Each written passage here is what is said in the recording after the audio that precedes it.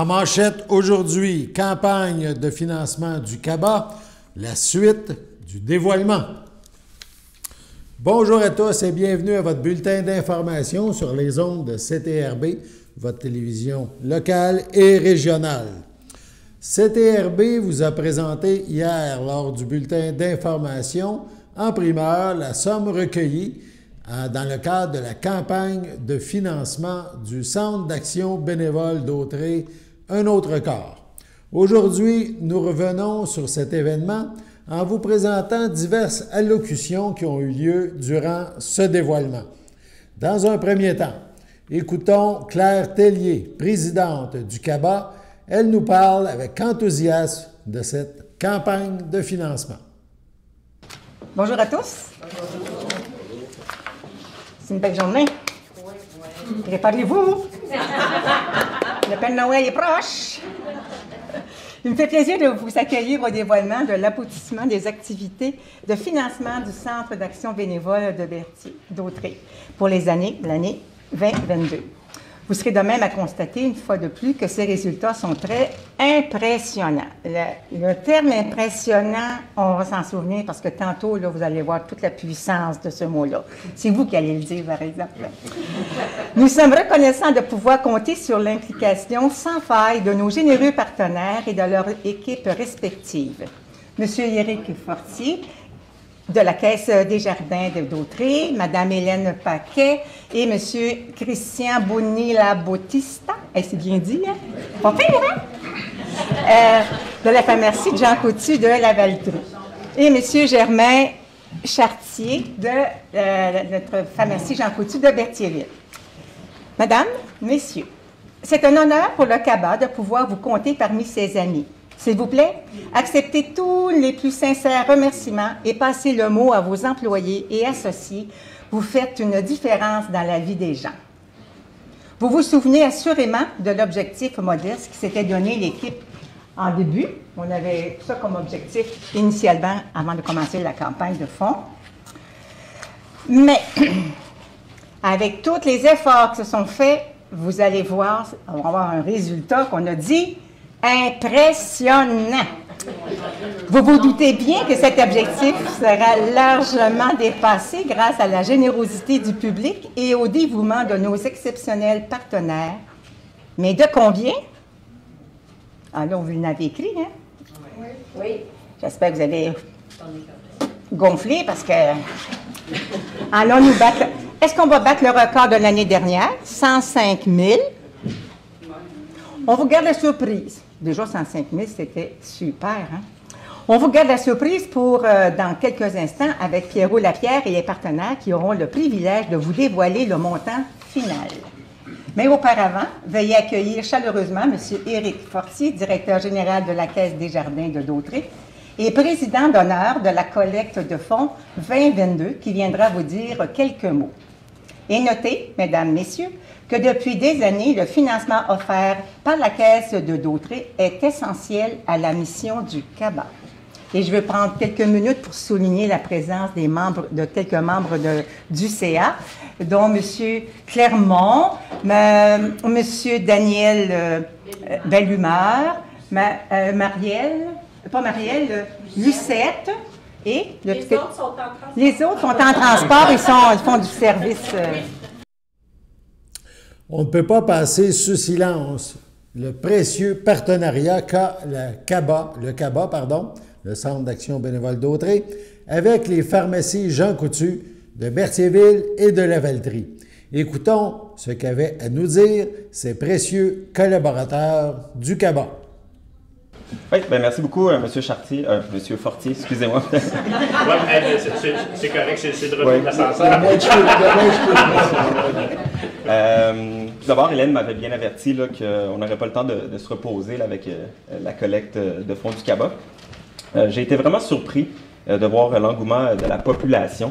Donc, après avoir jasé avec Germain, je peux vous annoncer que c'est plus de 300 enveloppes de dons individuels qui ont été déposées dans nos deux succursales. Donc, ça en fait vraiment beaucoup. Ça n'a pas été long pour atteindre les objectifs qu'on s'était fixés, soit de doubler les dons jusqu'à 5 000 $ par pharmacie. si bien qu'on a voulu bonifier et c'est ainsi qu'on peut confirmer qu'ensemble, de la part des deux Jean Coutu, c'est une contribution totale de 14 000 $ qui sera versée à la collecte de fonds du CABA. Je tiens à remercier la population d'être venue déposer leur enveloppe dans chacune de nos succursales et également nos équipes d'employés qui font un travail exceptionnel en embarquant avec nous depuis des années dans cette aventure de la collecte de fonds du CABA. N'est-ce pas, Hélène? Et oui, Christian. Nous sommes très bien entourés chez Jean Coutu. La contribution totale des deux pharmacies s'élève donc à 14 000 cette année. Mais vous nous connaissez bien. Chez Jean Coutu, on trouve de tout, même des amis. Alors, on a des amis partenaires d'affaires avec qui commencent à nous connaître et qui savent qu'on envoie un petit courriel au mois de septembre quand la collecte est lancée et qui sont aussi là pour être des partenaires de cœur eux aussi et contribuer. Ils s'en attendent, ils connaissent la cause et ils sont très fiers et heureux de contribuer et de s'investir avec le CABA. Alors, j'ai l'honneur de vous annoncer que ces partenaires ont versé cette année une cagnotte de 24 000 $ pour épauler le Centre d'action bénévole d'Autrey. Comme nous, ils croient à la mission et aux valeurs du CABA. Alors, je tiens sincèrement à les remercier. D'ailleurs, il me semble que Germain a quelque chose à rajouter. Depuis le début qu'il est tranquille, ce n'est pas son genre. Alors, il a sûrement une surprise à nous réserver. En fait, je viens de me faire coincer. Vous savez, les pharmaciens, nous autres, on a compté des pilules dans notre vie, c'est bien sûr. Je suis rendu à quelques millions en passant. Mais bon, non, mais sérieusement, j'aime ça les mathématiques. Puis nous autres, ce qu'on a fait, c'est que dans les pharmacies, on a doublé les dons. Puis là, avec notre partenaire de la Caisse, c'est comme si on avait triplé les dons. Mais pourquoi qu'on n'a pas trouvé quelqu'un pour quadrupler les dons? Il me semble que ça aurait été le fun. Wow, il ne faudrait pas un autre partenaire? Ouais. Puis là, je me suis gratté la tête. Puis là, je me suis dit, y a-t-il quelque chose à faire? Mais vous savez que maintenant, Jean Coutu a fait partie d'un partenaire, un plus grand partenaire, une grande famille, Métro. Et ce qu'on a fait, c'est qu'on a cogné à la porte de Métro. Et Métro, il a dit, wow, c'est bien le fun, vous encouragez les gens locaux, vous avez toutes les bonnes actions que le CABA fait. Donc, il dit, on va doubler ce que vous allez donner, vous et madame. Et nous ensemble, donc on a donné 14 000 et ils ont doublé de 14 000 supplémentaires. Donc, c'est bien le fun.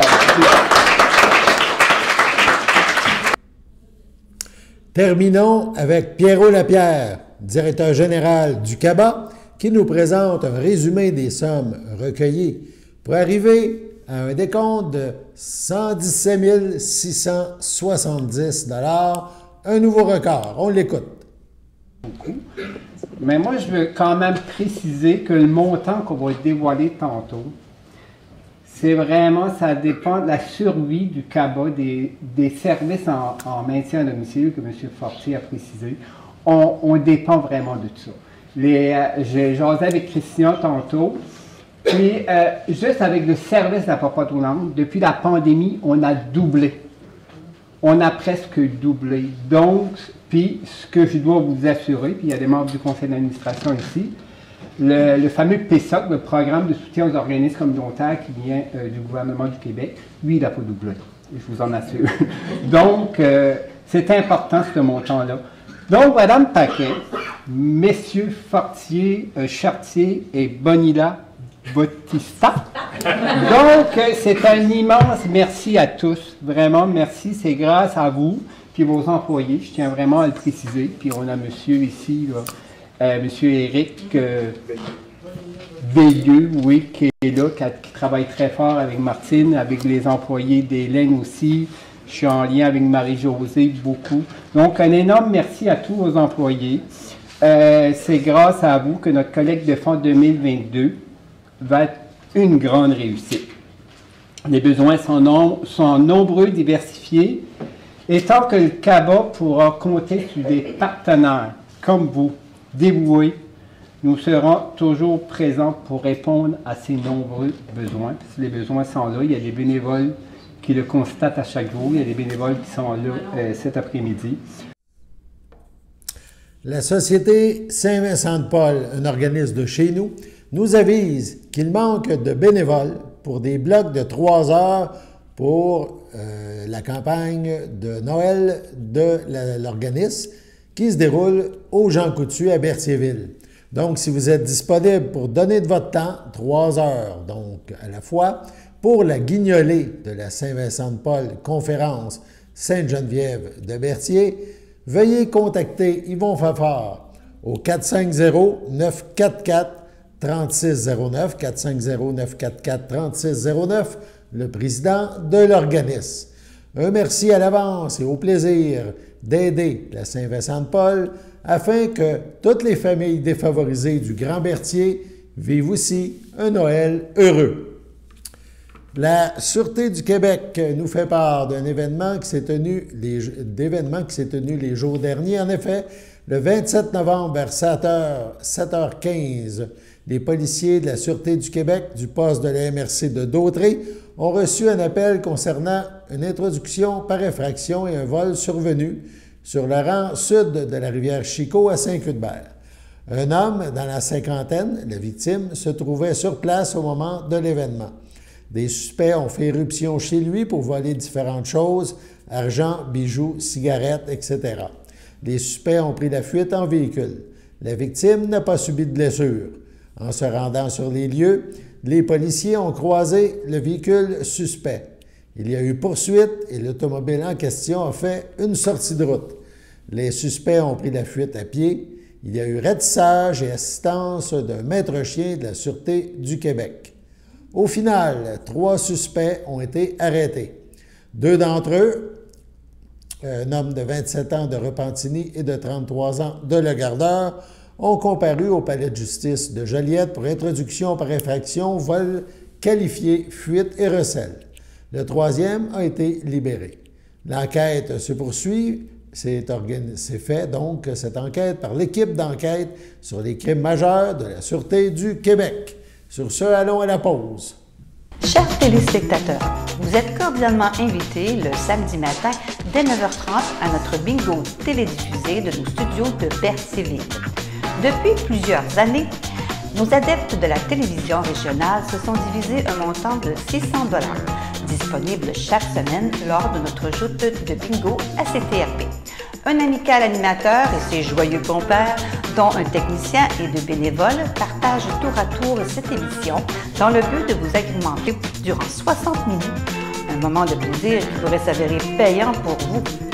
Vous pouvez donc vous procurer les cartes de jeu chez les dépositaires participants et j'ai nommé à Berthierville, le dépanneur Formule 1 et le garage Pétroté sur la rue Gilles Villeneuve, le marché IGA Extra sur la rue Gabrielle Brissette, le marché Métro sur la rue Notre-Dame et la pharmacie Proxime sur la rue Frontenac. À Saint-Ignace-de-Loyola, le dépanneur Esso sur la rue de la Traverse et le marché Aldo sur le rang Saint-Michel. C'est donc un rendez-vous hebdomadaire chaque samedi matin dès 9h30 sur les ondes de CTRP, votre télévision régionale et communautaire, maintenant en haute définition. On vous attend donc en grand nombre et toute l'équipe vous souhaite bonne chance.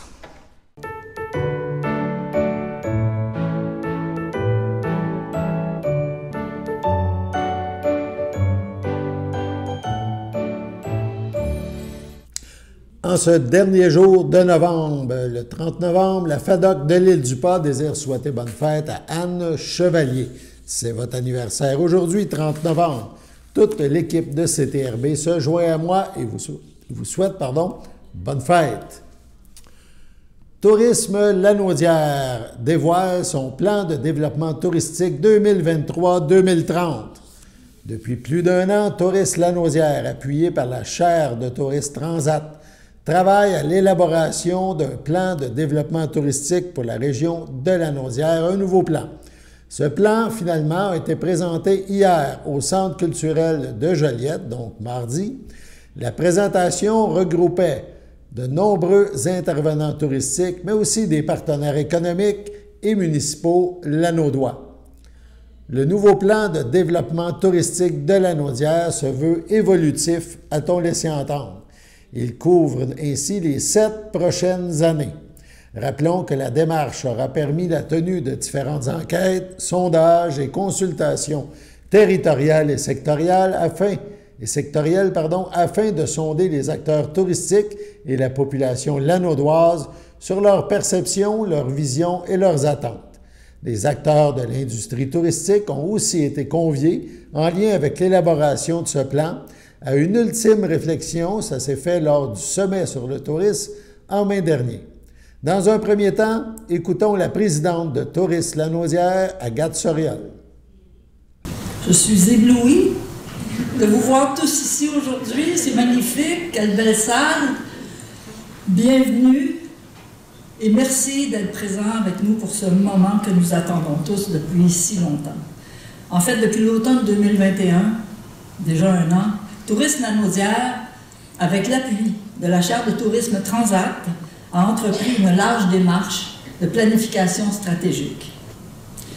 L'ambition était très grande, doter la région d'une vision, de quelques axes stratégiques, d'orientation et d'actions concrètes qui permettraient à la région de Lanaudière, notre région, de transformer son immense potentiel touristique en richesse. Une richesse ancrée sur des principes de développement durable obtenus avec grand respect envers notre environnement et nos populations, qu'elles soient urbaines, rurales ou villageoises. Un an plus tard, on peut dire mission accomplie. Plus de 1000 personnes ont été consultées. De nombreuses analyses et études ont été réalisées. Nous avons un diagnostic étoffé.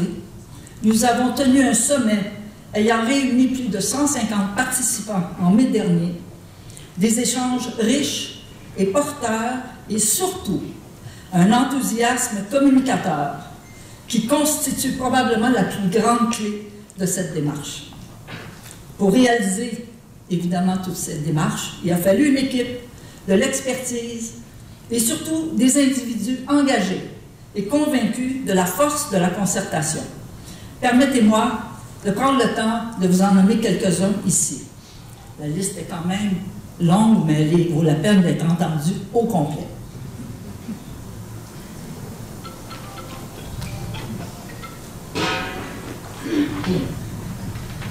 Alors, de l'équipe de la chaire en tourisme transat, de l'École des sciences et de la gestion de l'UQAM, les principales ressources impliquées sont Kate Germain, Claudine Barry, Stéphanie Massé et toute l'équipe qui a collaboré à différentes étapes. Vous aurez tantôt l'occasion de rencontrer en personne Kate et Claudine. De l'équipe de tourisme Lanaudière, Aurélia Hédreux, Hélène Desjardins, Denis Brochu, Jason Saunders et toute l'équipe qui a collaboré notamment à l'organisation des événements, dont celui d'aujourd'hui. Les membres du comité de suivi qui se sont réunis à plusieurs reprises pour peaufiner les écrits, apporter des ajustements.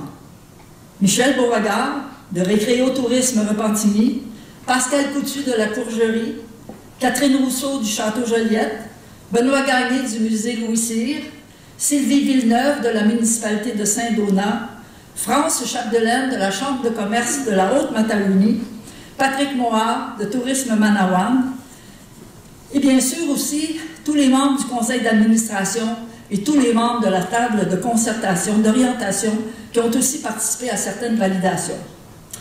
Alors, au nom du conseil d'administration de Tourisme Lanaudière, c'est avec une immense joie que je vous remercie d'être présents pour le dévoilement du plan de développement touristique de Lanaudière 2023-2030. Ce plan, ce n'est pas seulement le plan d'une association touristique, c'est celui de toute une région et de ses acteurs socio-économiques qui choisissent résolument le tourisme, non seulement comme outil de développement économique, mais aussi comme générateur de vitalité sociale et comme vecteur d'évolution en matière de bonnes pratiques environnementales. C'est des beaux mots, ça. Wow!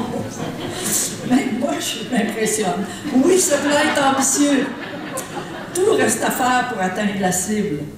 Je vous invite à vous projeter avec nous dans cette belle aventure et surtout à bien identifier la ou les actions à partir desquelles vous pourrez contribuer, vous aussi, à la concrétisation de cette vision d'avenir. Je vous remercie, je vous souhaite un bon dévoilement, puis à la prochaine, j'ai hâte d'en rediscuter avec vous. Bon après-midi.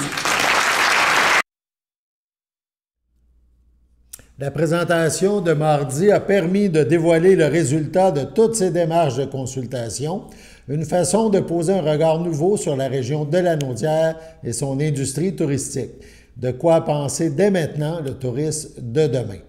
Dans le prochain extrait, on entendra Denis Brochu, le directeur général de Tourisme La Naudière, Claudine Barry, analyste senior à la chaire de Tourisme Transat, et Kate Germain, directrice connaissances et veille stratégique à la chaire Tourisme Transat. On les écoute. On se disait, bonjour Kate, bonjour Claudine. Bonjour. On se disait, tantôt, on est rentré sur scène, mon Dieu, qu'est-ce qui se passe? On a présenté à peu près la même chose à la table d'orientation, mais on était moins nerveux. On n'est pas habitué d'être sur une scène comme ça, hein, dans une salle de conférence. On est habitué, mais ici, on est impressionné. Moi, je veux vous dire à quel point je suis heureux, content de voir votre présence ici aujourd'hui parce que ça fait un an qu'avec chacun de vous, dans différentes étapes de ce processus-là, on travaille à élaborer ce plan-là. Puis avant qu'on vous le présente, je sais que vous avez hâte, là, mais avant, j'ai envie de vous demander, Kate, Claudine, comment vous avez vécu ça, ce processus-là avec nous autres, vous qui arriviez là, de la recherche, du milieu universitaire, puis qui êtes embarqué à pieds joints avec nous autres dans ce processus-là? Je commence. Moi, en fait, j'ai adoré la démarche. C'était vraiment une belle aventure dans la dernière année. On a vraiment, je trouve, en fait, moi, ce que je retiens, là, c'est l'investissement et l'engagement de toute l'industrie. Agathe l'a dit, il y a eu plus de 1000 personnes qui ont été consultées. Et dès le début, là, à l'automne, durant les consultations, on les voit ici, là, il y a eu plusieurs consultations. On a rencontré des gens vraiment très généreux de leur temps. Vous nous avez partagé vos expertises, vos connaissances. Puis nous, on a essayé d'accumuler ça, de synthétiser, de réfléchir à ça pour avoir vraiment un plan qui est adapté à votre réalité touristique. On espère qu'on l'a réussi. Et ce que je retiens, c'est vraiment aussi, je dois souligner le travail d'équipe exemplaire là, entre lorsque Denis, on a commencé, on a dit on travaille vraiment en équipe, on est une équipe, on n'est pas seulement, on n'est pas des fournisseurs, on ne travaille pas chacun de notre côté, puis je pense que ça, c'était vraiment réussi. Claudine et moi, on est sur la scène aujourd'hui, mais il y a 8 professionnels de recherche qui ont travailler à la stratégie touristique, à la charte de tourisme, que ce soit sur les sondages, la rédaction, les réflexions, puis on a eu énormément de réflexions entre nous. Là, je tiens à souligner toutes les discussions qu'on a eues avec Hélène, Jason, Aurélia et toi, Denis. Donc, moi, j'en sors grandi. C'était une super aventure et donc c'était beaucoup d'apprentissage et on a développé des belles relations avec l'industrie touristique de la Naudière. Oui, tout à fait. De mon côté, moi, j'ai découvert un territoire d'un autre œil, hein, parce que je le connaissais un peu comme touriste. Mais là, on l'a découvert de l'autre côté. Il y a un peu plus d'un an, on montait à Manawan pour notre première rencontre, notre premier atelier. Puis après ça, on s'est déplacé dans la région, au sud, à l'est, à l'ouest. On a fait des belles rencontres, on a rencontré plein de gens. Donc, ça a été vraiment très enrichissant, tous les points de vue. Autre chose, c'est qu'à la chaire, en effet, on fait de la recherche, on fait beaucoup de veille on observe ce qui se fait bien ailleurs dans le monde. On fait des accompagnements sporadiques avec des organisations et tout ça, mais là, ce projet-là était vraiment une immersion d'un an dans une région touristique, en tout cas dans un processus de réflexion sur de quelle façon la région souhaitait se développer. Donc, on a vraiment on a rencontré plein de gens, on les a rencontrés à nouveau à travers les différentes consultations, ce qui fait que, on a développé un attachement à cette région-là, on a développé un attachement avec les acteurs touristiques. Et c'est sûr que les prochaines fois que je vais venir dans la région comme touriste, je vais avoir un regard différent, un regard certainement plus investi dans l'évolution de la destination. Donc, vous faites partie de l'équipe un petit peu maintenant. CTRB va préparer une émission complète sur ce dévoilement du plein touristique de la Naudière. Ça sera sur nos ondes prochainement à suivre. Allons à la pause.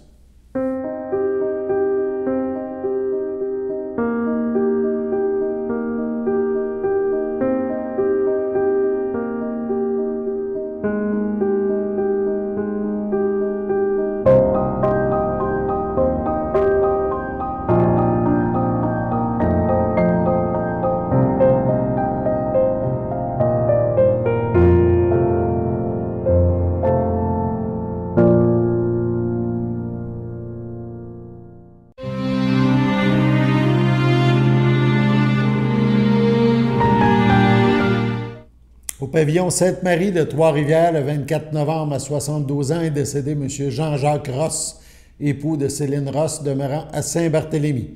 Il laisse dans le deuil, outre son épouse, ses fils Frédéric Ross, Yannick Ross, Rachel Quillano, ses deux petits-enfants Liliana et Zachary, son frère, ses belles-sœurs et son beau-frère, Camille Ross, Denise Cartier, Nicole Manta, Alain Lemieux, ses neveux, nièces, autres parents et amis. La famille vous accueillera jeudi 1er décembre dès midi au complexe funéraire Thériault, rue Notre-Dame à Berthierville. Suivra une liturgie à la chapelle du complexe ce même jour à 14 h. M. Jean-Jacques Ross sera inhumé au cimetière de Saint-Barthélemy. À son domicile, le 22 novembre, à 87 ans, est décédé M. Normand Paquin, époux de Feu Pierrette Larose, demeurant à Sainte-Julienne. Il laisse dans le deuil ses enfants Nicole Paquin, Edgar Lapierre, Claude Paquin, ses frères, ses sœurs, ses beaux-frères et belles-sœurs, ainsi que plusieurs neveux, nièces, autres parents et amis. La famille vous accueillera vendredi 2 décembre, 11 h, au complexe funéraire Thériault, 741 rue Notre-Dame à Berthierville. Suivra une liturgie à la chapelle du complexe à 14 h. Des cendres de M. Paquin seront déposées au columbarium de Berthierville. Sur ce, passons à la météo.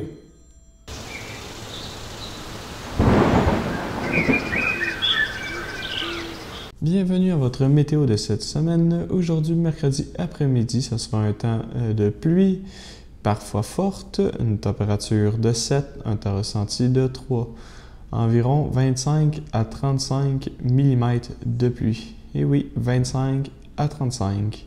Mercredi soir, ce sera de la faible pluie, une température de 6, un temps ressenti de 1, environ 1 mm de pluie. Mercredi nuit, ce sera une averse de neige isolée, une température de -1, un temps ressenti de -8, en moins de 1 cm de neige. Jeudi matin, ce sera des averses de neige isolées, une température de 0, un temps ressenti de -6, moins de 1 cm de neige. Jeudi après-midi, ce sera des averses de neige fondante, une température de 2, un temps ressenti de -3. Jeudi soir, ce sera un ciel variable, une température de -2, un temps ressenti de -8. Et voilà, c'était tout pour votre météo. Voilà, c'était votre bulletin d'information en ce dernier jour du mois de novembre. Demain, on se revoit en décembre. D'ici là, bonne fin de journée et à demain.